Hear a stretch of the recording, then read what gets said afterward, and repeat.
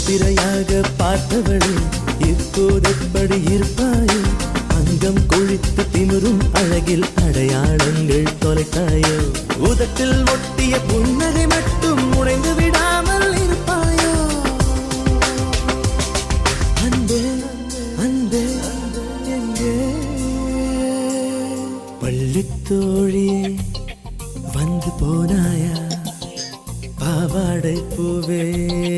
வந்து போனாயா